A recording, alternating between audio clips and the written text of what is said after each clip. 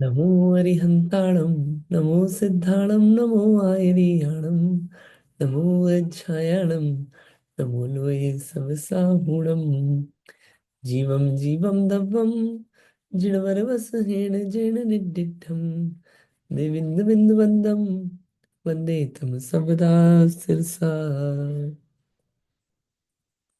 यहाँ पे अपन मोक्ष पुण्य पाप का स्वरूप देख रहे थे। उसमें प्रश्न आया था कि सम्यक दृष्टि जीव को तो पुण्य पाप दोनों है छोड़ने लायक है, तो वो पुण्य क्यों करता है? ये प्रश्न पे अपन ने बात रोकी थी कल की, उसी को आज यहीं से पढ़ते हैं।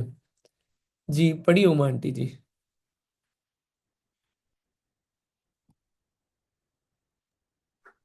जय जिनेन्द्र। वहाँ युक्ति सहित समाधान करते हैं। जिस प्रकार कोई मनुष्य अन्य देश में स्थित अपनी मनोहर स्त्री के पास से आए हुए मनुष्यों को उसके लिए दान देता है और सम्मान आदि करता है, उसी प्रकार सम्यक दृष्टि भी उपादेय रूप से निज शुद्धात्मा की ही भावना करता है। और जब चारित्र मोह के उदय से उसमें शुद्धात्मा की भावना करने में असमर्थ होता है, तब निर्दोष परमात्म स्वरूप अरहंत और सिद्धों की तथा उनके आराधक आचार्य, उपाध्याय और साधुओं की परमात्मा पद की प्राप्ति के लिए और विषय कसायों से बचने के लिए दान, पूजा आदि से अथवा गुणों की स्तुति से परम भक्ति करता है। उस भोगाकांक्षादि निदान रहित परिणाम से तथा निष्प्रह वृत्ति से विशिष्ट पुण्य का आश्रव होता है। जिस प्रकार धान की खेती करते हुए किसान को घास, छिलका आदि मिलता ही है, उसी प्रकार उस पुण्य से जीव स्वर्ग में देवेंद्र, लोकांतिक देव आदि की विभूति प्राप्त कर विमान, परिवार आदि संपदाओं को जीर्ण तृण समान गिनता हुआ 5 महाविदेहों में जाकर देखता है। क्या देखता है? वह यह समवसरण है, यह वीतराग सर्वज्ञ भगवान है। वे इस भेदाभेद रत्नत्रय के आराधक गणधर देवादि हैं। जो पहले सुने थे उन्हें आज प्रत्यक्ष देखा। ऐसा समझकर धर्म में बुद्धि विशेष दृढ़ करके चौथे गुण स्थान के योग्य आत्म भावना को नहीं छोड़ता हुआ भोग भोगता हुआ भी धर्म ध्यान में काल बिताकर स्वर्ग में से आकर तीर्थंकरादि पद को प्राप्त करता है, तो भी पूर्व भव में भावित विशिष्ट देव ज्ञान की वासना के बल से मोह नहीं करता है। तत्पश्चात जिन दीक्षा लेकर पुण्य और पाप से रहित निज परमात्मा के ध्यान द्वारा मोक्ष जाता है। मिथ्या दृष्टि तो तीव्र निदान बंध वाले पुण्य से भोग प्राप्त करके फिर अर्ध चक्रवर्ती रावण आदि की भांति नरक में जाता है। इस प्रकार उपरोक्त लक्षण युक्त पुण्य पाप रूप 2 पदार्थों के साथ पूर्वोक्त 7 तत्व ही 9 पदार्थ हैं, ऐसा जानना। इस प्रकार श्री नेमीचंद सैद्धांतिक देव विरचित द्रव्य संग्रह नामक ग्रंथ में आसव, बंधन आदि 1 सूत्र गाथा, तत्पश्चात 10 गाथाओं द्वारा 6 स्थल, इस प्रकार कुल 11 सूत्रों द्वारा 7 तत्वों और 9 पदार्थों का प्रतिपादन करने वाला द्वितीय महाधिकार समाप्त हुआ। बढ़िया। अभी पढ़ना समाप्त हुआ। इस पैराग्राफ को अपन देख लेते हैं। इसमें इस बात का समाधान दिया है कि आपने सम्यक दृष्टि की बात करी, उसको तो पता है कि पुण्य पाप दोनों जो है, अगर मोक्ष जाना है तो उसको धर्म साधन ही करना है। हमने ऐसा सुना है, पुण्य पाप उसके लिए तो छोड़ने लायक है। तो फिर वो पुण्य क्यों करता है? जब आप पुण्य पाप की बात कर रहे हो तो वो पुण्य क्यों कर रहा है जब उसको पता है कि पुण्य पाप दोनों छोड़ने लायक है? अगर संसार से तिड़ना हो तो अगर संसार में रहना है तो पुण्य से क्या होगा? पुण्य प्रकृति बनेगी, तो सिद्ध नहीं बनेगा, वो संसार में ही रहेगा। तो फिर वो पुण्य क्यों कर रहा है? सम्यक दृष्टि भी उसको तो सब सही श्रद्धान हो गया ना चीजों का। तो यहाँ पे उन्होंने कहा कि सम्यक दृष्टि को भी ये पता है कि मेरे को मेन काम क्या करना है, अपनी आत्मा की भावना करना है, आत्मा में श्रद्धान करना है। लेकिन क्या हो रहा है, एक दो कर्म होते हैं। एक होता है दर्शन मोहनी, एक होता है चारित्र मोहनी। दर्शन मोहनी ने श्रद्धान तो ठीक कर दिया, श्रद्धान में एकदम क्लैरिटी, लेकिन चारित्र मोहनी अभी नहीं गया है। क्यों? अभी श्रावक अवस्था है, और श्रावक में भी अविरति है। तो चारित्र मोहन ही नहीं गया।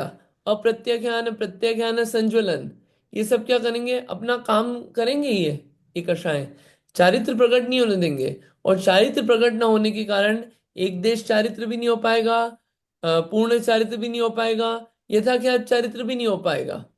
और इनके बिना क्या होगा? जो आत्म भावना करनी है उसमें स्थिर नहीं रह पाएगा वो जीव, उसमें असमर्थ रहेगा। तो क्या करे? नहीं नहीं, मेरे को श्रद्धांत तो ठीक हो गया, अब क्या पाप में लगे रहे? नहीं, पाप में लगेगा तो डूब जाएगा। इसलिए उसी चीज को प्राप्त करने के लिए, किसको प्राप्त करने के लिए? अपने आत्म भावना को, अपने शुद्ध आत्मा को प्राप्त करने के लिए, जब तक वो प्राप्त नहीं हो रहा है तब तक जो ऐसे बन गए हैं, निर्दोष बन गए हैं, परम आत्मा बन गए हैं, ऐसे अनंत और सिद्ध भगवान, और जो अनंत और सिद्धों के रास्ते पे चल रहे हैं, ऐसे आचार्य उपाध्याय साधु, इनको पूजेगा।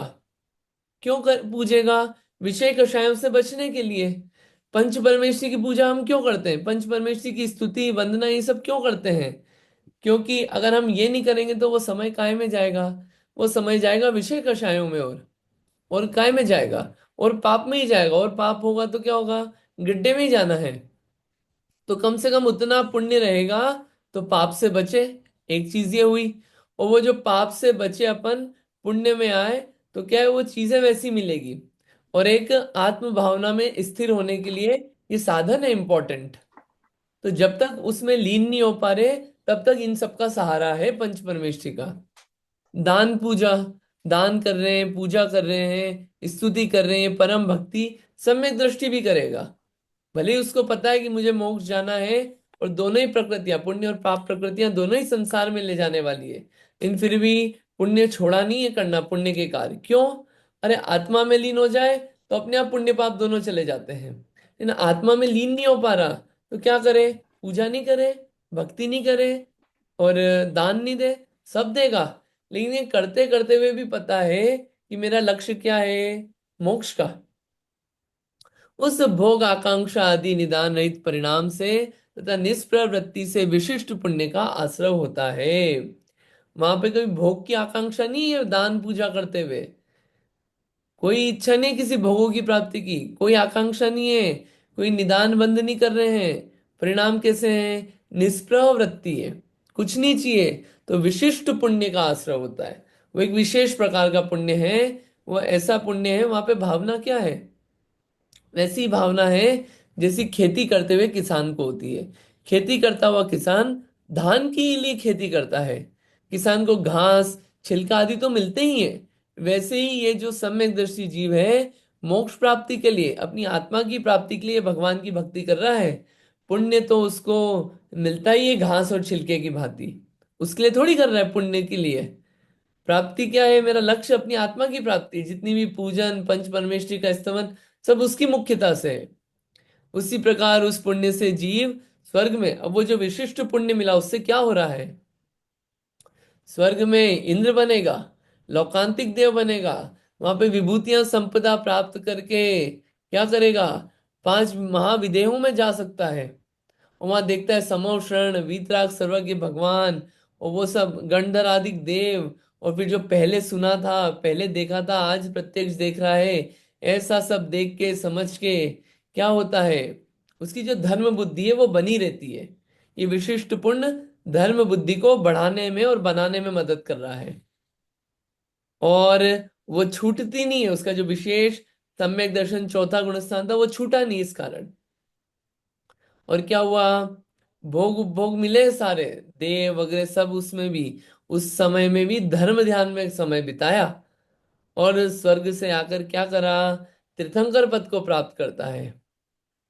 और तो भी पूर्व भाव में भावित विशिष्ट भेद ज्ञान की वासना के बल से मोह नहीं करता। मोह करने के अनेक कारण बनते हैं, लेकिन फिर भी भेद ज्ञान है, इतना समझा हुआ है, तो क्या होता है, मोह नहीं करता। बाद में दीक्षा लेकर पुण्य और पाप से रहित अपनी आत्मा का ध्यान करता है। मतलब वही पुण्य जो है, जिन दीक्षा मोह के नाश और अपनी आत्मा के ध्यान में कारण बना और मोक्ष का कारण बना। पुण्य से मोक्ष हो रहा है ये नहीं बोल रहे हैं कि पुण्य से मोक्ष होगा, पुण्य और मोक्ष अलग है, लेकिन परंपरा से कारण है वो दिखाया है। पाप में रहेगा तो वो सब सामग्रियां नहीं मिलेगी। वो जो जितनी आत्म भावना डेवलप हुई थी, जो जो कारण बन सकते थे आत्म भावना बनने के, मोक्ष जाने के, वो कारण नहीं मिलेंगे कुछ भी। और वो कारण नहीं मिलेंगे तो क्या होगा, तकलीफें रहेगी, सम्यक तो नहीं रह पाएगा। मिथ्या दर्शन रहेगा तो क्या होगा, वहां पे मिथ्या दृष्टि है, निदान बंद होगा। ठीक है, तो पुण्य के भोग भी मिल गए, क्या हुआ, मिथ्या दर्शन है, तो क्या हुआ, अर्ध चक्री बना, या ये जैसे रावण आदि हुए, क्या हुआ, नरक में जाएगा। इसलिए दिमाग में श्रद्धान में क्लैरिटी है, चारित्र में अभी नहीं आया है, चारित्र मोहनी का उदय है, उस समय क्या करे, बाहर रह पाता, आत्मा में नहीं टिक पाता, चारित्र नहीं है तो आत्मा में टिकना नहीं होता। तो बाहर में पंच परमेष्ठी दान पूजा आदि शुभ कार्यों का सहारा लेके, उस पुण्य का संचय करके, आगे देवेंद्र आदि अच्छे पद प्राप्त करके, वहां पे अपने विशिष्ट पुण्य का उपयोग करके अपनी आत्म भावना को ही बढ़ाता है। तत्पश्चात आके तीर्थंकर आदि पद को धारण करता है, जिन दीक्षा लेता है, और फिर बाद में ध्यान करके मोक्ष जाता है। तो पता है, क्लैरिटी है कि ये नहीं करना है, लेकिन क्या है, अभी वो छोड़ देंगे तो गड्ढे में जाएंगे। इसलिए वो करते करते हुए भी, आत्म भावना रखते हुए भी, ये सब इकट्ठा हो रहा है घास फूस के जैसे, अपना कार्य करेगा वो, और वो जीव अपना कार्य करता है, उनमें अटकता नहीं है। अटकता नहीं है मतलब पुण्य के फल में नहीं अटकता, पुण्य से जो निदान बंद भोग आकांक्षा मिलती है उसमें अटकता नहीं है, ये यहाँ पे कहने का मतलब है। इस प्रकार पुण्य पाप रूप दो पदार्थों के साथ पूर्वोक्त सात तत्व और नौ पदार्थों का स्वरूप यहाँ पे कहा गया है। ऐसे 11 गाथाओं में सात तत्व और नौ पदार्थों का प्रतिपादन करते हुए दूसरा अधिकार समाप्त हुआ। इस दूसरे अधिकार में देखिए, अपन ने जो दो अधिकार पढ़े ना, उसमें चार बातें आई, द्रव्य और अस्तिकाय, नौ पदार्थ और तत्व। अब देखिए, जीव द्रव्य भी होता है, जीव अस्तिकाय भी होता है, जीव तत्व भी होता है, और जीव पदार्थ भी होता है। व्हाट इज द डिफरेंस, ये चार चार तरीके से क्यों बताए, सिर्फ ये बता देते जीव द्रव्य हम समझ गए, जीव पदार्थ बता देते हम समझ गए, एक चीज को ही बता देते, जीव तत्व बता देते, why there is a repetition, रहने देते, क्या फर्क पड़ता है, ये चार चार तरह की बात क्यों करते हो आप। क्वेश्चन समझ में आया ना, उमा आंटी जी क्वेश्चन समझ में आया ना, जी। रेखा आंटी जी क्वेश्चन समझ में आया ना। हाँ हाँ हाँ हाँ। आ गया ना, ठीक है। तो देखिए, चार चीजें होती है, किसी भी चीज को आपको समझना हो तो उसको हर एंगल से समझना पड़ता है, किसी भी वस्तु को। जैसे पूछे कि रसगुल्ला कैसा है, सिर्फ सफेद बोलने से काम नहीं चलेगा, पूरा समझाना पड़ेगा। सफेद है, सॉफ्ट है, और कैसा है, मीठा है, चाशनी वाला है, गोल है, ठंडा है, जो जो समझाना है सारी बातें समझानी पड़ेगी ना, तब समझ में आएगा रसगुल्ला कैसा है। और सिर्फ हम बोल दें सफेद है सफेद है सफेद है, होगा, समझ में नहीं आया इतना सफेद से, समझ में आया ना ये बात। ऐसे ही बताएं जीव द्रव्य है, तो जीव द्रव्य से समझ में नहीं आएगा, जीव अस्तिकाय पदार्थ तत्व ये सब समझाना पड़ेगा। ऐसा क्यों, चार चीजें होती है, द्रव्य, क्षेत्र, काल, भाव, ये चार एंगल होते हैं। किसी भी चीज को समझना हो तो चार एंगल से समझना पड़ेगा। द्रव्य जीव, द्रव्य जीव यानी कि पदार्थ, पदार्थ के एंगल से समझो कि हाँ ये वस्तु है। क्या वस्तु है? वो ये पदार्थ है। न्याय ये न्याय में आएगा क्या? ये न्याय में, ये बातें न्याय के ग्रंथ में आएगी, ऐसा पूछ रहे हैं आप? हम्म। आ, मैंने न्याय के ग्रंथ ज्यादा नहीं पढ़े, अभी एक पहले ही पढ़ रहा हूँ, उसमें तो नहीं आया ये। लेकिन लेकिन ये बात मैंने गोमट सार जीवकांड में, वो जो पीछे का अधिकार है जिसमें 6 द्रव्यों की बात आई थी, उस समय वहां पे मैंने सुनी थी, तो उससे वो बात समझ में आई थी। एक मिनट।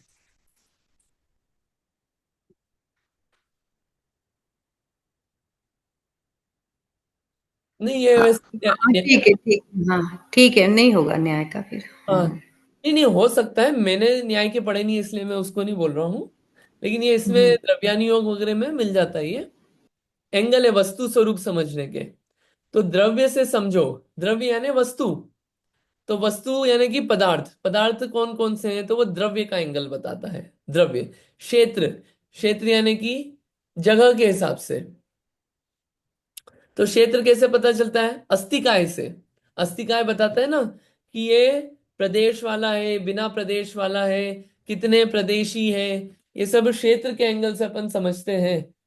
तो क्या होता है? अस्तिकाय। ठीक है। तो अस्तिकाय इसलिए समझाया, जीव अस्तिकाय। ठीक है। द्रव्य, क्षेत्र, काल। काल है तीसरा एंगल। काल यानी कि परिवर्तन। काल से क्या होता है? परिवर्तन। जो जो द्रव्य बताया कि जीव द्रव्य, वो काल, काल की अपेक्षा से वस्तु को समझाना था हमको।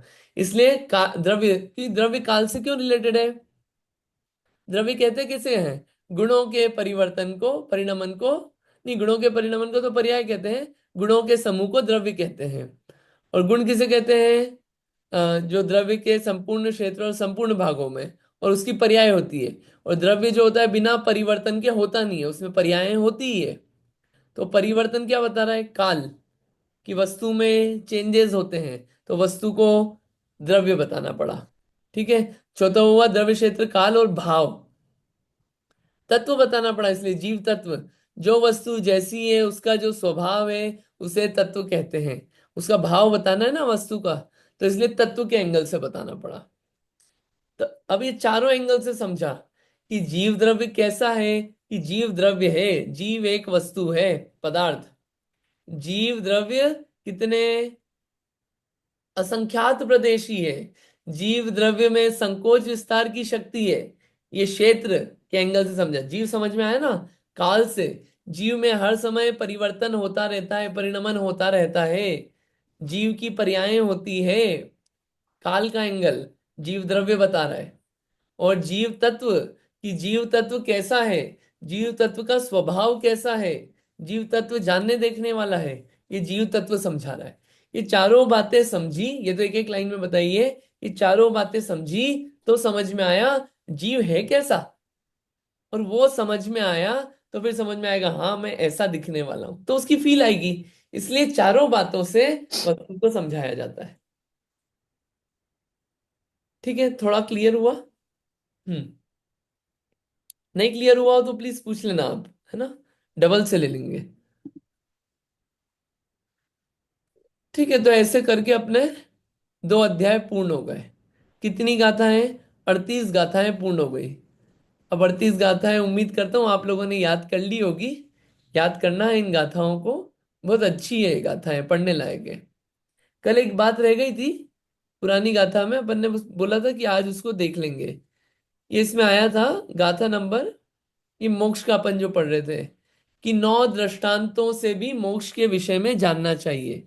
ये योग सार की गाथा में आया था। ये 9 दृष्टांत आए थे, दीपक, सूर्य, दूध, दही, घी, पत्थर, सोना, चांदी, स्फटिक मणि और अग्नि। इसको योग सार ग्रंथ हमने खोला था, और योग सार ग्रंथ में मिल गया इसका। उसको पढ़ लेते हैं। पढ़ने से और विशेषता आती है इसमें। पढ़ते हैं। ये टीका है, ये योगसार ग्रंथ है, उसकी गाथा नंबर 57। आत्मा के ज्ञान के लिए 9 दृष्टांत है, इसमें ये हेडर दिया है। ठीक है, जीव को जानने के लिए ये 9 बातों को जानो। रत्न को, दीपक को, सूर्य को, दही दूध घी को, पाषाण, स्वर्ण, चांदी, स्फटिक, आग।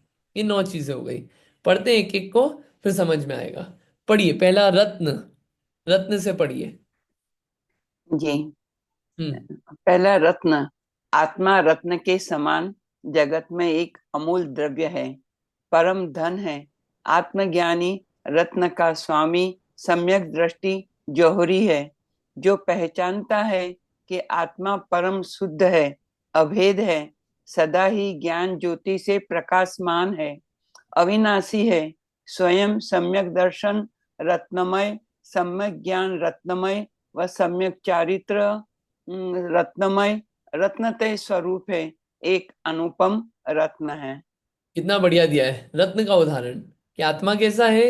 रत्न जैसा। रत्न जितना बहुमूल्य है, उतना ही बहुमूल्य आत्मा है अपना। क्यों? क्यों है ऐसा? क्योंकि जैसे रत्न होता है, रत्न की ज्योति हमेशा प्रकाशमान रहती है, कीमत रत्न की रहती है, और जौहरी उसको पहचान लेता है। ठीक है। और उस रत्न के कितने टुकड़े कर दो, रत्न को मिट्टी में डाल दो कि कहीं भी डाल दो, उस रत्न की कीमत कभी खत्म नहीं होती। और जो जौहरी होता है वो पहचान लेता है, और हमेशा उसकी शुद्धता बनी रहती है।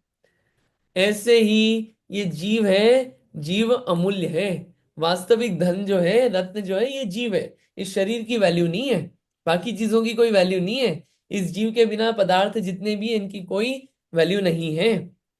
और स्वयं रत्नत्रय आते हैं ना, 3 रत्न। वो रत्न कहाँ है? कहीं बाहर थोड़ी है।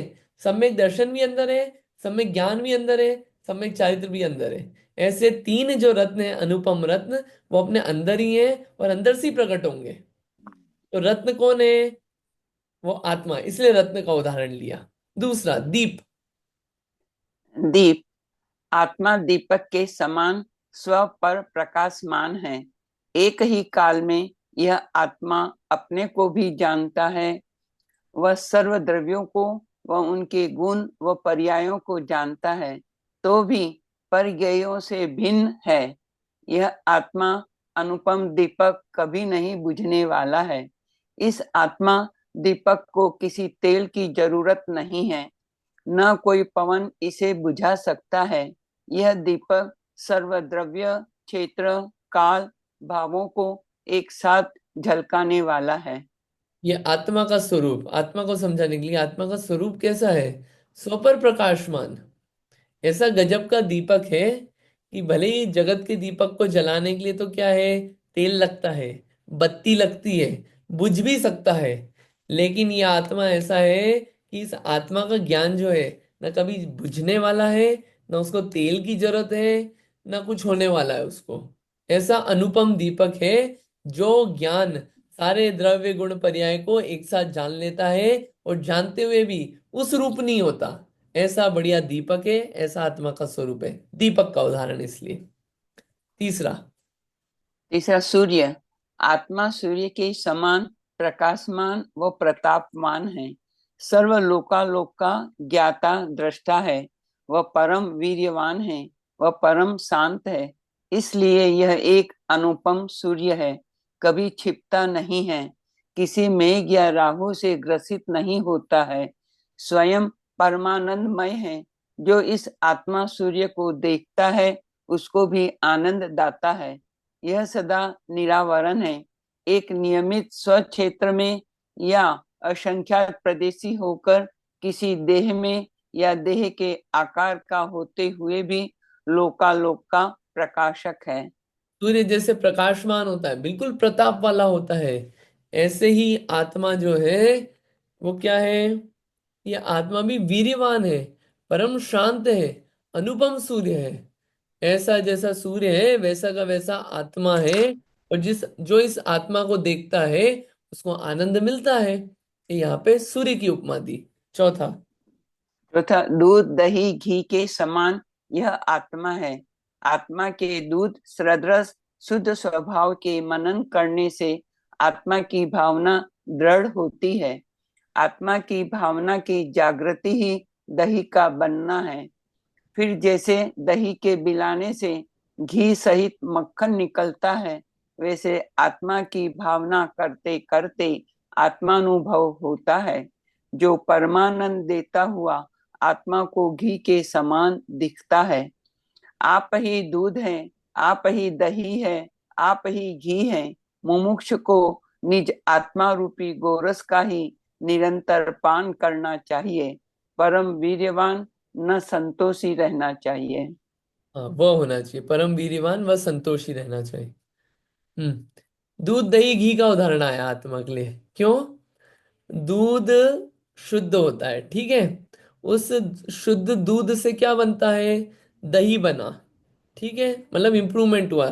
फिर उस दही से ही क्या होता है? घी मक्खन निकलता है, जो कि सार है पूरा। और वो घी जो है, घी आनंद देता है, पौष्टिक बनाता है, बिल्कुल एकदम शक्तिशाली बनाता है। ऐसे ही आत्मा जो है, दूध के समान शुद्ध है। और इस जो शुद्ध चीज को देखता है, उससे क्या होता है? आत्मा आत्मा अच्छा लगने लगता है, तो आत्म भावना की जागृति हुई। तो क्या हुआ? दही बना। और फिर उसी दही से आत्म भावना जागृत होते होते, आत्म भावना करते करते आत्मा का अनुभव हुआ, जो कि वास्तविक आनंद देता है। सिद्ध भगवान भी यही काम करते हैं, अनंत भगवान भी यही काम करते हैं, और मुनिराजों को भी यही काम करना है, तभी वो अनंत सिद्ध बने। तो आखिरी में जो घी निकला आत्म अनुभव का, वो काम किससे होगा? अंदर से ही होगा। दूध भी अपन खुद है, आत्मा। दही भी अपन खुद बनेंगे, और घी भी अपन खुद बनेंगे। पर्याय में चेंजेस, तो दूध दही घी का उदाहरण इसलिए आया आत्मा में। पाषाण। पाषाण। आत्मा पत्थर के समान दृढ़ व अमिट है। अपने भीतर अनंत गुणों को रखता है, उनको कभी कम नहीं करता है, न किसी अन्य गुण को स्थान देता है। अगुरु लघु सामान्य गुण के द्वारा यह अपनी मर्यादा में बना रहता है। 8 कर्मों के संयोग से संसार पर्याय में रहता है, तो भी कभी अपने स्वभाव को त्याग कर आत्मा से अनात्मा नहीं होता है। निश्चल परम दृढ़ सदा सदा रहता है। पाषाण का उदाहरण आया। जैसे पत्थर होता है, पाषाण होता है, कितना दृढ़ रहता है, उसको कोई मिटा नहीं सकता, मिटा नहीं सकता। और जो पत्थर है, उसमें अनंत गुण, जैसे क्या होता है, पत्थर जो अमिट है, तो ऐसे ही आत्मा जो है, उसमें अनंत गुण है, वो कभी कम नहीं हो सकते। और एक गुण दूसरे गुण रूप नहीं होता। कभी आत्मा के गुण मिलके शरीर के गुण नहीं हो जाते, आत्मा शरीर साथ में रहते हैं, फिर भी कभी शरीर आत्मा नहीं बनता, आत्मा शरीर नहीं बनता। ऐसा पाषाण जैसा अमिट है ये जीव। क्यों है? अगुरु लघु गुण है, सामान्य गुण, 6 सामान्य गुण होते हैं: अस्तित्व, वस्तुत्व, द्रव्यत्व, अगुरु लघुत्व, प्रमेयत्व और प्रदेशत्व। अगुरु लघुत्व गुण, जिस शक्ति के कारण द्रव्य का एक गुण दूसरे गुण रूप नहीं होता, और द्रव्य के अनंत गुण बिखर कर अलग अलग नहीं होते, अगुरु लघुत्व गुण। इसलिए आत्मा कैसा है? पाषाण जैसा। देखिए, 8 कर्म है, इतने टाइम से है, कितने टाइम से है, फिर भी जीव कर्म जैसा नहीं हुआ। जीव फिर भी शरीर जैसा नहीं हुआ। कितने टाइम से शरीर साथ में रह रहा है? अभी हो गए 30 40 50 60 साल। पिछले भी कितने भवों से साथ में शरीर रह रहा है, फिर भी कभी भी आश्चर्य है, आत्मा शरीर जैसा नहीं हुआ। इसका मतलब यह है, आत्मा कभी अपना स्वभाव नहीं छोड़ता। उदाहरण आता है तेल का। एक तपेली लीजिए, पानी रखिए उसमें, और पानी में ऊपर से तेल डाल दीजिए। 2 चम्मच, 5 चम्मच, 10 चम्मच, वो तेल तेल ऊपर तैरेगा, पानी पानी नीचे रहेगा अलग। और कितनी चम्मच घुमा लीजिए, फिर भी तेल पानी में नहीं मिलेगा, पानी तेल में नहीं मिलेगा। होता है ऐसा। क्यों होता है? ये यहाँ पे ये समझ में आ रहा है कि ये तेल और पानी मिले, शरीर और आत्मा एक साथ रख दिए, फिर भी ये कभी मिलते नहीं है। क्यों नहीं मिलते?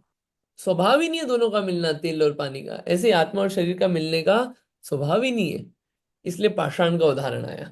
अगला, सुवर्ण। छठा सुवर्ण। आत्मा शुद्ध सुवर्ण या कुंदन के समान परम प्रकाशमान ज्ञान धातु से निर्मित अमूर्तिक एक अद्भुत मूर्ति है। संसारी आत्मा खान से निकले धातु पाषाण सुवर्ण की तरह अनादि से कर्म रूपी कालिमा से मलिन है। अग्नि आदि के प्रयोग से जैसे सोने की वस्तु पाषाण से अलग करके शुद्ध कुंदन कर लिया जाता है, वैसे ही आत्म ध्यान की आग से आत्मा को कर्मों की कालिमा से शुद्ध सिद्ध समान कर लिया जाता है। हाँ, अब ये सुवर्ण के जैसा है। जो सुवर्ण एक्चुअल में होता है सोना, सोना प्योर फॉर्म में नहीं पाया जाता, जो वहां पे मिलता है खदानों में। उसके ऊपर धात, पाषाण, मिट्टी, कालीमा सब रहती है। लेकिन फिर भी जौहरी को पता है, उसको श्रद्धान पहले से है। जो जौहरी है, श्रद्धान क्लियर है सुवर्ण के मामले में, कि ये मिट्टी अलग है, सोना अलग है। ये मिट्टी अलग है, अंदर का सोना अलग है, ऐसे सम्यक दृष्टि जौहरी को पता है। तो क्या करता है, ये श्रद्धान होने के बाद उस रूप कार्य करता है। वो जौहरी ने, चलो निकालो इसको, अब साफ करेंगे। ऐसे ही जिसको सम्यक दर्शन हो गया, वो फिर सम्यक चारित्र की तरफ बढ़ता है। चलो अब सफाई करना चालू करते हैं, आत्मा का स्वरूप जाना ना। आंख जलाएंगे, कैसे आंख जलाएंगे, तपस्या द्वारा आंख जलाएंगे। तो क्या होगा, कर्म जलेंगे, कालीमा हटेगी, शुद्धता प्राप्त होगी। जैसे सोने के साथ होता है, वैसे ही आत्मा के साथ। तो सुवर्ण को समझ के आत्मा का स्वरूप पता चलता है। अगला चांदी। चांदी। आत्मा शुद्ध चांदी के समान परम निर्मल है। कर्मों के साथ एक क्षेत्रावगाह रूप संयोग होने पर भी कभी अपने शुद्ध स्वभाव को त्यागता नहीं है। इस आत्मा में ज्ञान का परम प्रकाश है, वितरागता की सफेदी है या स्वच्छता है। जो ज्ञानी आत्मा रूपी चांदी का सदा व्यवहार करते हैं, आत्मा के भीतर रमन करते हैं, वे कभी परमात्मानंद रूपी धन से शून्य नहीं होते हैं। आत्मा का एक्चुअल नेचर है निर्मल रहना। जैसे चांदी रहती है ना, वैसी कर्म साथ में रहते हैं, कर्म है साथ में, फिर भी कर्म आत्मा को छू छू नहीं सकते। पुद्गल है, पुद्गल आत्मा को छू नहीं सकता, आत्मा पुद्गल को छू नहीं सकता। नहीं छूते दोनों, साथ में रह रहे हैं। वो तो अपन बोलते हैं, ये बोलने का है क्या, निमित्त नैमित्तिक संबंध। वो अपनी स्वच्छता नहीं छोड़ता, अपना स्वभाव चेंज नहीं कर लेता कि अरे अब तो मैं इसके जैसा हो जाऊं। नहीं, वो अपना स्वभाव नहीं छोड़ रहा है। पर्याय में मलिनता आई है, वो आत्मा फिर भी शुद्धपना बना है उसका। ठीक है, ये आत्मा को समझने का। स्फटिक मणि, हाँ स्फटिक मणि कैसा। स्फटिक मणि। यह आत्मा स्फटिक मणि के समान निर्मल है, वह परिणमनशील है। कर्मों के उदय का निमित्त न होने पर यह सदा अपने शुद्ध आत्मिक गुणों में ही परिणमन करता है। संसार अवस्था में कर्मों के उदय के निमित्त होने पर यह स्वयं राग, द्वेष, मोह रूप व नाना प्रकार के विभाव रूप परिणमन करता है। जैसे स्फटिक मणि लाल, पीले, नीले वस्तु के संपर्क से लाल, पीला, नीला रंग रूप परिणमन कर जाता है, तो भी निर्मलता को खो नहीं बैठता है, केवल ढक देता है। इसी तरह आत्मा सराग दशा में राग द्वेष रूप परिणमता हुआ भी वितरागता का लोप नहीं कर देता है, केवल ढक देता है। निमित्त न आने पर यह सदा स्फटिक के समान शुद्ध वितराग भाव में ही झलकता है। स्फटिक मणि, आत्मा कैसा है, स्फटिक मणि जैसा है। स्फटिक मणि में निर्मल होता है, लेकिन उसमें परिणमन भी होता रहता है। अगर कर्म का उदय नहीं है तो आत्मा कैसा है, शुद्ध दिखेगा। लेकिन संसार अवस्था में है, कर्म का उदय है, तो राग द्वेष मोह रूप दिखेगा। वैसा परिणमन होगा उसका। जैसे स्फटिक मणि होती है, स्फटिक मणि सबने देखी है। स्फटिक मणि के आगे पीछे, वहां पे आप लाल कपड़ा लिया हो या लाल वस्तु लिया हो, पीली लिया हो, तो उसके संपर्क में आएगा, तो वो उस रूप दिखेगी, स्फटिक मणि उस कलर की दिखेगी। लेकिन क्या स्फटिक मणि लाल हो गई, स्फटिक मणि पीली हो गई? नहीं, वो उस रूप, क्या है, उसका स्वरूप दिखने लगा है, परिणमन हो गया है। लेकिन उसने अपना निर्मलता नहीं खोई है, केवल क्या है, उस रूप को ढक दिया है। इसी तरह राग द्वेष रूप होते हुए भी जीव अपने वीतराग स्वभाव को नहीं खोता है। लेकिन क्या है, पर्याय में अभी गंदगी है, इसलिए अभी उसका ठीक करना पड़ेगा, उसको शुद्ध करना पड़ेगा। तो शुद्धता प्रकट हो सकती है और परिणमन होता है, इसलिए स्फटिक मणि का उदाहरण आया। लास्ट है अग्नि। जी। अग्नि। यह आत्मा अग्नि के समान सदा जलता रहता है। किन्हीं भी विषयों को वो पर के आक्रमण को नहीं होने देता है। जब यह संसार पर्याय में होता है, तब यह स्वयं ही अपने आत्मिक ध्यान की अग्नि जलाकर अपने कर्म मल को भस्म करके शुद्ध हो जाता है। यह आत्मा अनुपम अग्नि है, जो कर्म ईंधन की दाहक है, आत्मिक बल की पोषक है। वह सदा ज्ञान के द्वारा स्व पर प्रकाशक है। इन 9 दृष्टांतों से आत्मा को समझकर पूर्ण विश्वास प्राप्त करना चाहिए। नवा दृष्टांत अग्नि का। अग्नि के समान हमेशा जलता रहता है, किन्हीं भी विषयों को वो पर के आक्रमण को नहीं होने देता। जब ये संसार पर्याय में होता है, तब स्वयं ही अपने आत्मिक ध्यान की अग्नि जलाकर अपने कर्म मल को भस्म करके शुद्ध हो जाता है। यह आत्मा अनुपम अग्नि है, जो कर्म ईंधन की दाहक है, आत्मिक बल की पोषक है, वह सदा ज्ञान के द्वारा स्वपर के प्रकाशक है। अग्नि के समान है। कर्म को जलाना है तो कोई बाहर से कुछ चीज नहीं लानी पड़ेगी, आत्मा स्वयं केपेबल है। आत्मा में स्वयं में वो शक्ति है, इतना बल है। आत्मा में खुद के पास ईंधन है कि क्या है, कर्म को जला सकता है। उसका ज्ञान रूप जो स्वपर प्रकाशक है, वो सब कार्य करता है। ये 9 दृष्टांत आए थे आत्मा को समझने के लिए, और ये स्वरूप समझ के मोक्ष की प्राप्ति होती है। क्यों? ये मोक्ष में क्यों आया, अब उसको अपन बिठाते हैं। अगर आत्मा को रत्न जैसा नहीं देखा कि ये अमूल्य है, अब जब इसका कोई वैल्यू ही नहीं है आत्मा की, काहे के लिए मोक्ष पहुंचाना, क्यों मोक्ष जाना। मूल्यवान है, इसकी कीमत समझी तो इसको कहाँ पे रखते हैं, दुकान में, अच्छी जगह, ऊंचे स्थान में, धूल रहित स्थान में रखते हैं। ऐसी आत्मा की कीमत समझी तो धूल धास जो है संसार की, उससे हटा के कहाँ पे ले जाने का प्रयास करेंगे, धूल रहित स्थान सिद्धशिला पे। इसलिए ये उदाहरण आए मोक्ष तत्व में। अगला दीपक, कि आत्मा का ज्ञान, ज्ञान है स्वपर प्रकाशक। क्या कि आत्मा सबको जानते हुए भी अपने आप को जान सकता है। दूसरी बात। तीसरी बात, सूर्य आत्मा के अंदर प्रकाश है, तो कहीं बाहर से कुछ लाने की जरूरत नहीं है। दूध दही घी जैसा है, कि जो अपने को अपने में अंदर शुद्धता लानी है, जो पूरा सार लाना है, वो कहाँ से, अपने अंदर से ही आएगा। जैसे दूध दही घी का होता है, वैसे ही जब इस जीव को पुरुषार्थ मनुष्य है, तो इस मनुष्य अवस्था में ही क्या करना होगा, इसको जमाना होगा, आत्म भावना बना बढ़ानी होगी, और उससे फिर आगे घी निकलेगा, सिद्ध स्वरूप।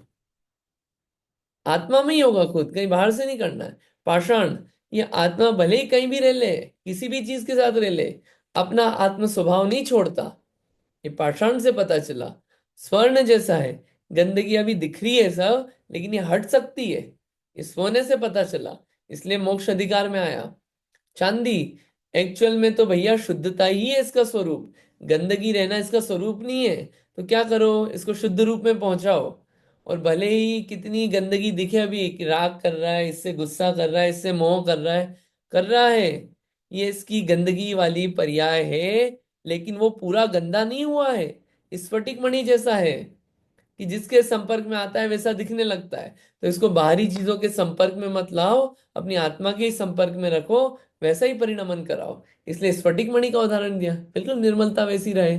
और अग्नि, जितना भी काम होगा, ये आत्मा की अग्नि स्वयं के द्वारा जलेगी, उसी से संसार पर्याय का नाश होके मोक्ष पर्याय प्राप्त होगी।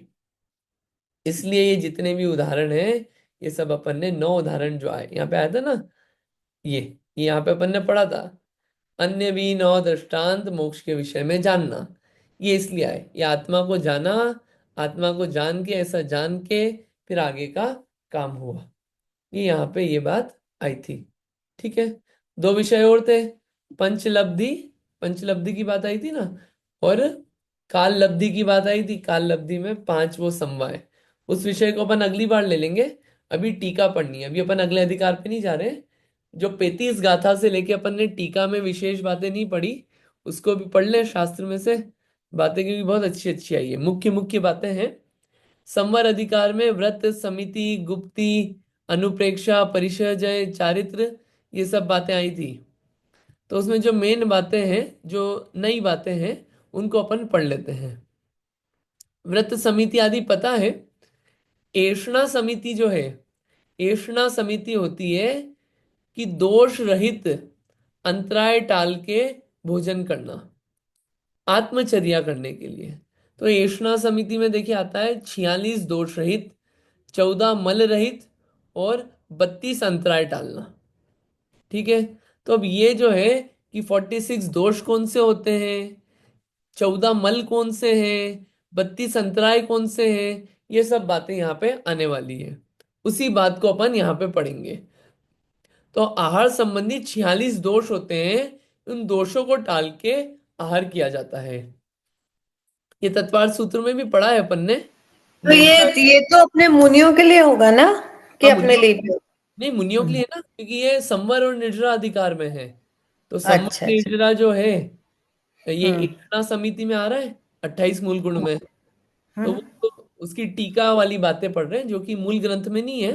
टीका और विशेष जो प्रश्न उत्तर में है, तो उससे और विशेष ओके। जानकारी हो जाएगी, इसलिए ये अपन कौन सी बुक पढ़ते हैं ये? ये वाली है। ये सहजानंद जी वर्णी जी, मनोहर जी वर्णी जी, उन्होंने टीका लिखी है। बहुत प्रश्न सुंदर लिखी है, हाँ बहुत सुंदर लिखी में है। से भी पढ़ लेते हैं अपन मुख्य हम्म। मुख्य बातें। इसके पहले योगसार ग्रंथ था, ये अलग है। आहार संबंधी 46 दोष। उद्गम दोष है 16। उनके नाम अपन नहीं पढ़ रहे हैं, सीधे अर्थ पढ़ना चालू करते हैं। उद्गम दोष, उत्पादन दोष, अशन दोष और मुक्ति दोष, ऐसे होते हैं 46 दोष। ये मुक्ति नहीं होगा, भुक्ति होगा, भुक्ति, जहां तक मेरे को ख्याल है। नीचे और देख लेंगे। ठीक है। उद्गम दोष 16 पढ़ते हैं। यहां से पढ़िए, किसी और को रीड करना है तो प्लीज करिए अब।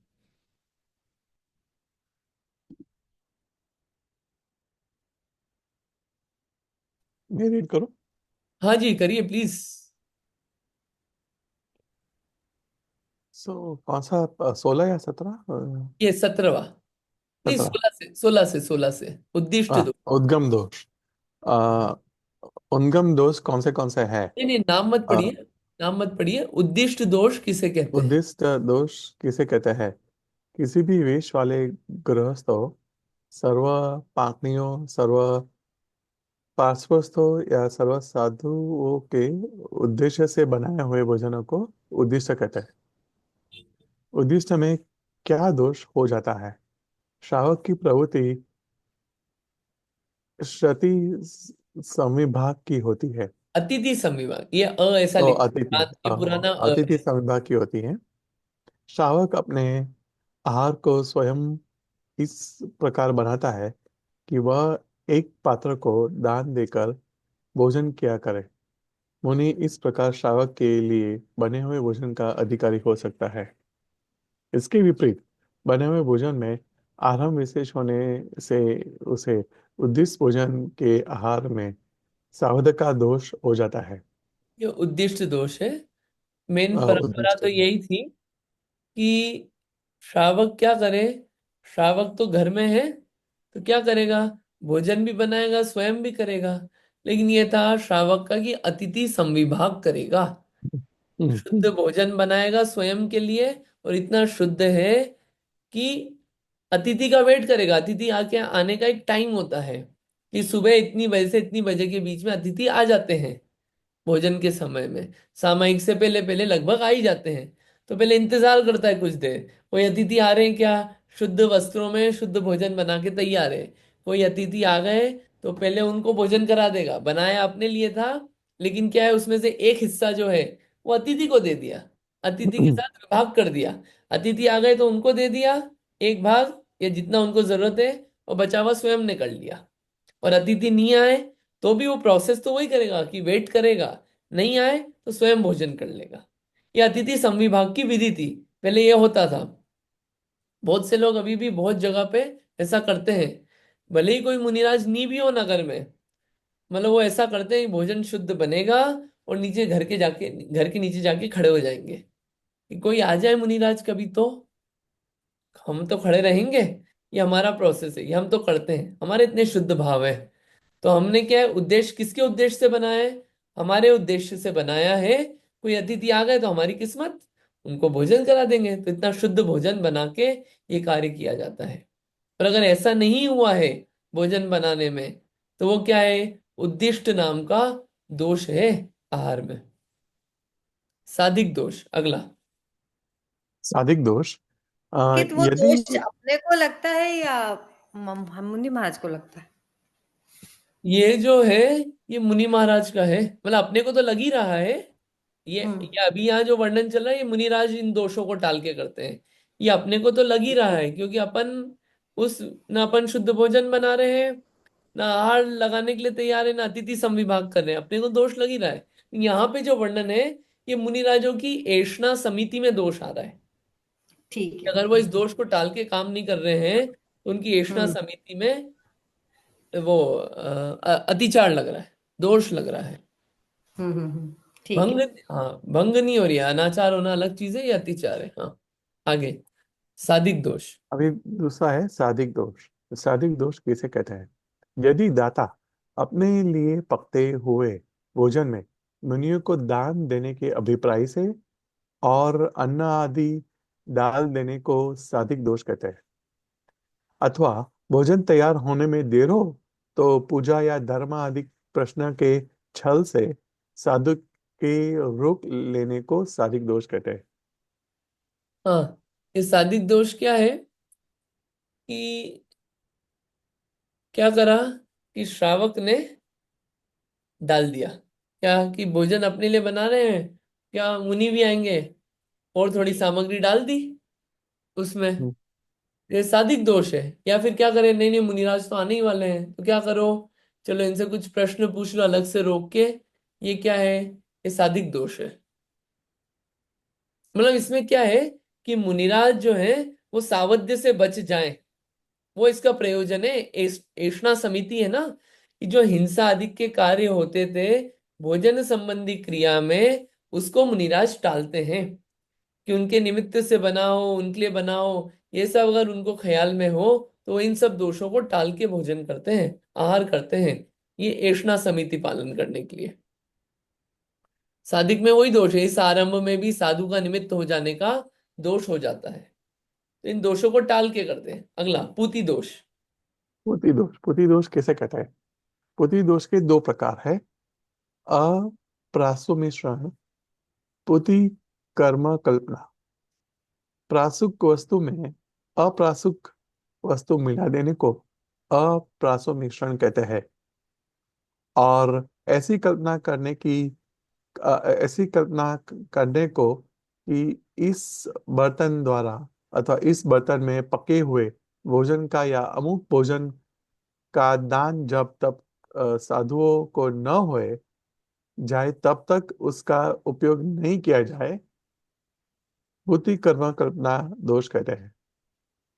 इसी तरह चक्की, ओखली, जूता आदि के संबंध में भी कल्पना करने को भी पुति कर्म कल्पना दोष कहते हैं। पूति दोष दो प्रकार के, एक तो ये है कि प्रासुक वस्तु थी उसने अप्रासुक मिला दी। प्रासुक होती है जीव रहित, अप्रासुक होती है जीव सहित।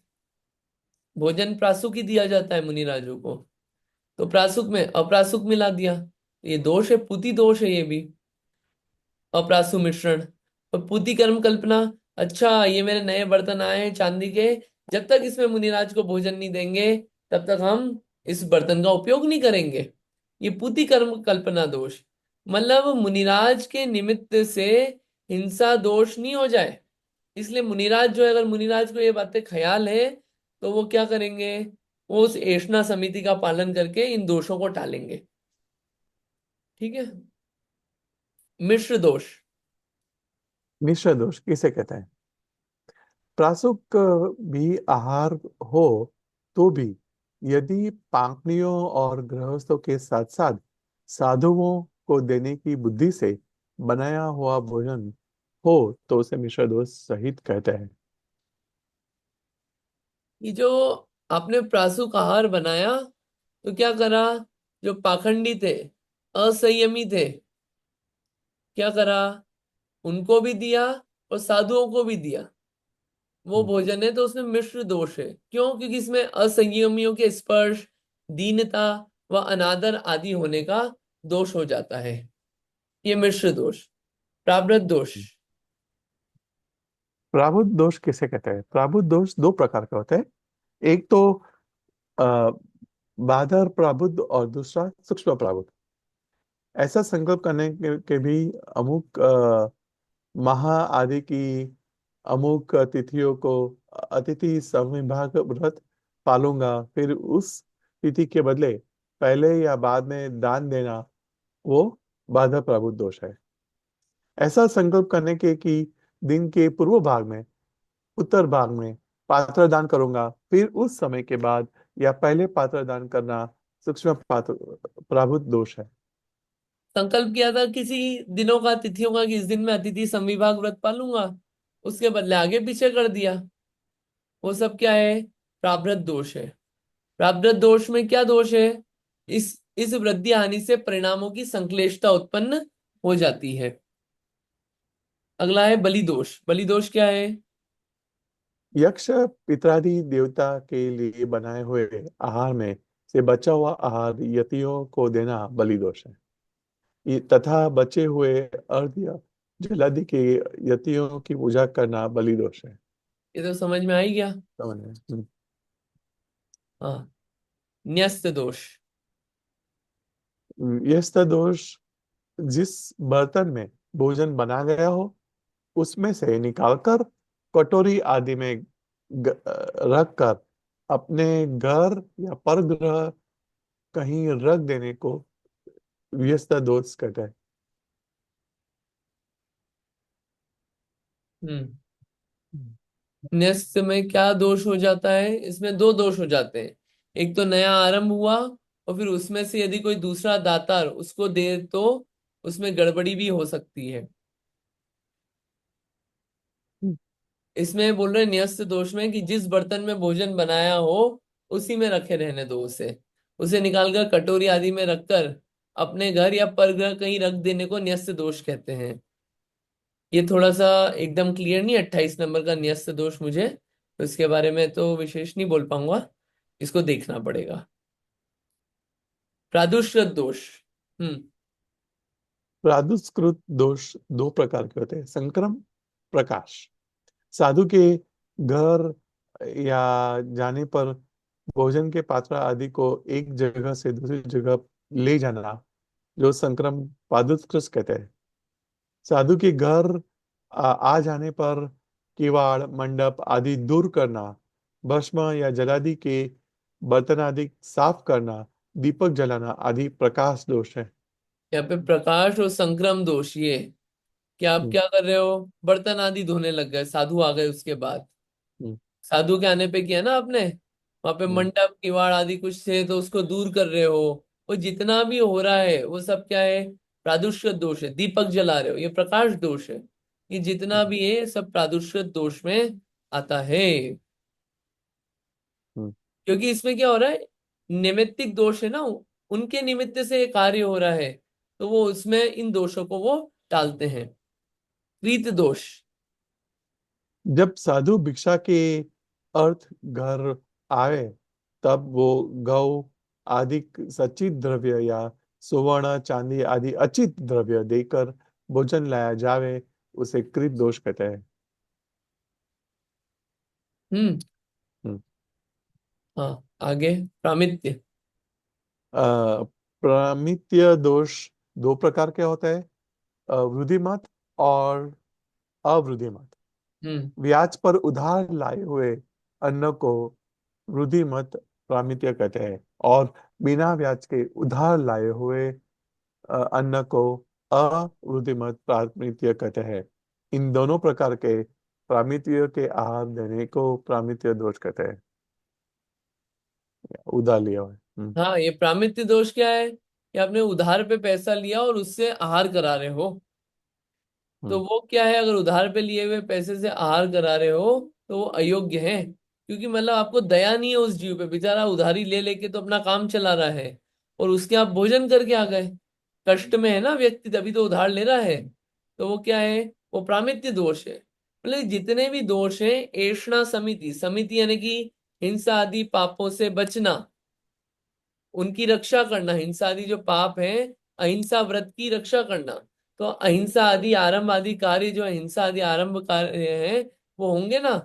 जीव का घात, मन से घात होना, वचन से, काय से, सब प्रकार से बचने का है इसमें, कि हमारे कारण ये सब नहीं हो जाए कार्य। इसलिए चालू ही कहां से हुआ कि भोजन तो गृहस्थ के लिए बना था, उसमें से क्या हुआ, अतिथि बन के आए थे, शुद्ध भोजन बनता था, मुनिराज ने भी कर लिया, हो गया कार्य, उनके निमित्त से बना ही नहीं। मतलब वो सारी चीजें वैसी ही चल रही है। जो एकदम उत्कृष्ट स्वरूप है ना, वो ये उत्कृष्ट स्वरूप यहाँ पे एक्चुअल में एषणा समिति का बताया जा रहा है। हम्म। आगे, परिवर्तित। परिवर्तित दोष भिक्षार्थ साधु के आने पर किसी से किसी भोज्य पदार्थ के बदले में कोई अन्य भोज्य पदार्थ लेने का परिवर्तित दोष कहते हैं। परिवर्तित, कि देख यार हमारे यहाँ तो ये बना था, और किसी के यहाँ कुछ और बनाओ, अरे ये तुम ले लो यार, ये हमको दे दो तुम्हारे चौके में से, हमारे इसके बदले ये ले लो।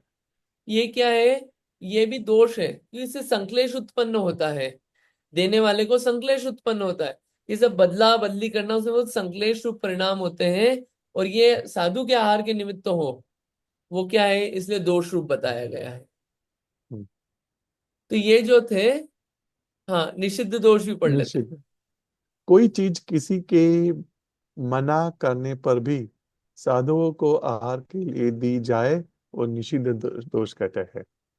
वो 6 प्रकार के होते हैं, भेद होते हैं। तो 6 प्रकार के में व्यक्त ईश्वर, अव्यक्त ईश्वर, अभय उभय ईश्वर, व्यक्त अनीश्वर, अव्यक्त अनीश्वर और उभय अनीश्वर।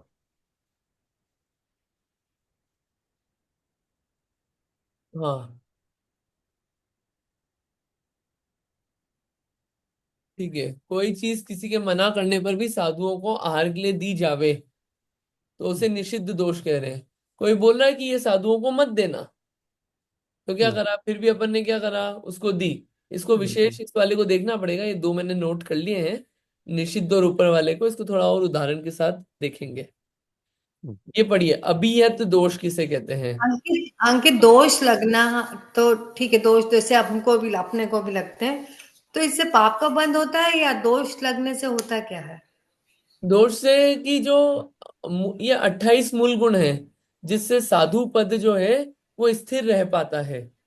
28 मूल गुण है ही इसलिए कि साधु बने हैं, तो साधु पद बना रहे, और आगे जो मोक्ष मार्ग का कार्य करना था वो कर पाए।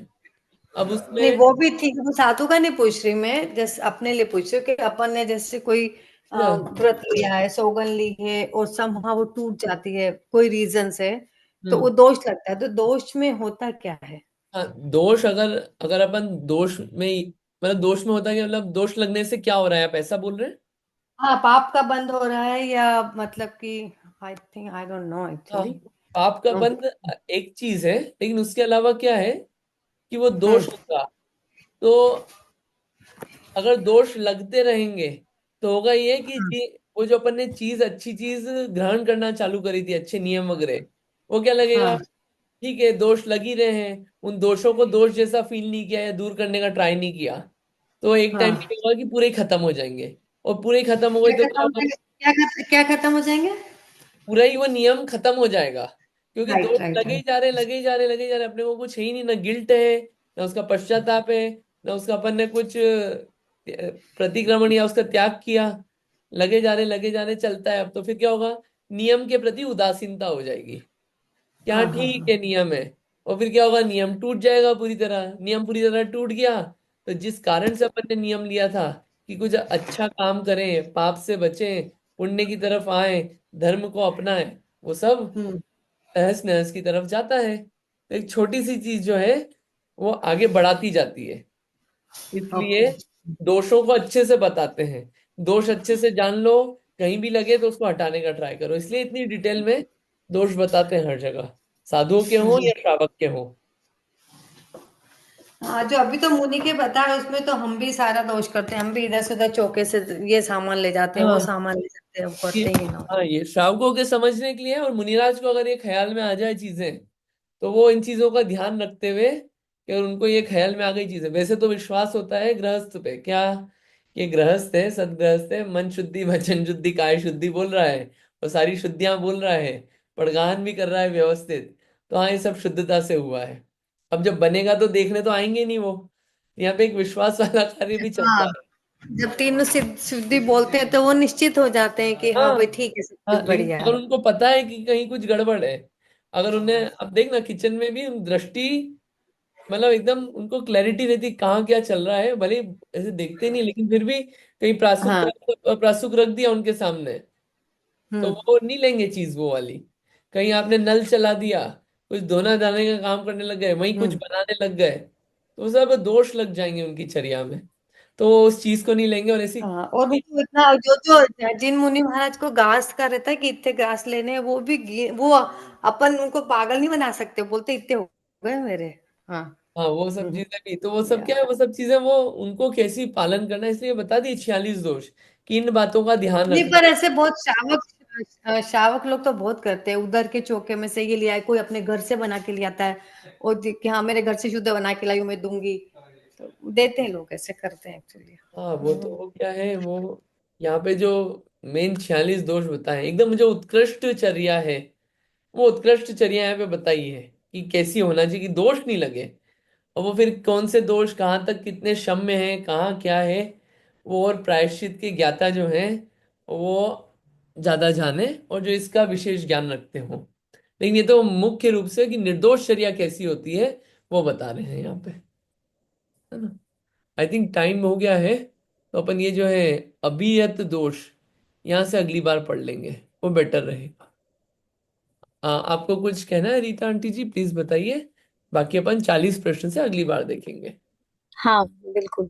जय जिनेन्द्र, मेरा क्वेश्चन ये है कि मुनि महाराज तो आहारचर्या हम मन शुद्धि वचन शुद्धि काय शुद्धि बोल के हम उनको आहार कराते हैं, ठीक है।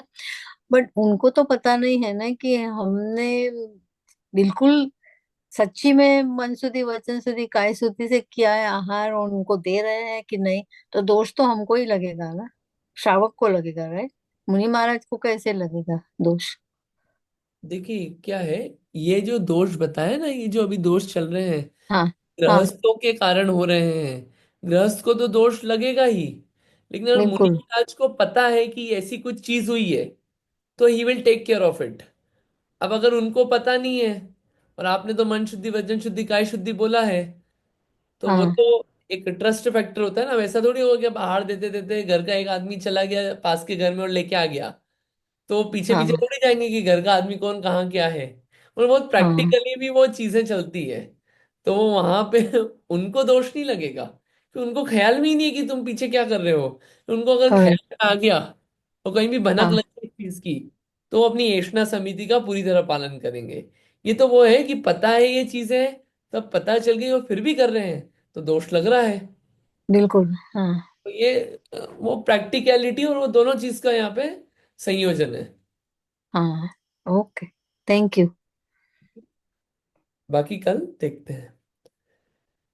झावाणी के ज्ञान से सूझे लो कालो, सवाणी मस्तक नमो सदा देता हूँ ढोग। है जिनवाणी भारती तो ही जपो दिन नैन, जो तेरी शरण आ गए सो पावे सुख चैन। जिनवाणी माता की जय। नौवार नमोकार मंत्र।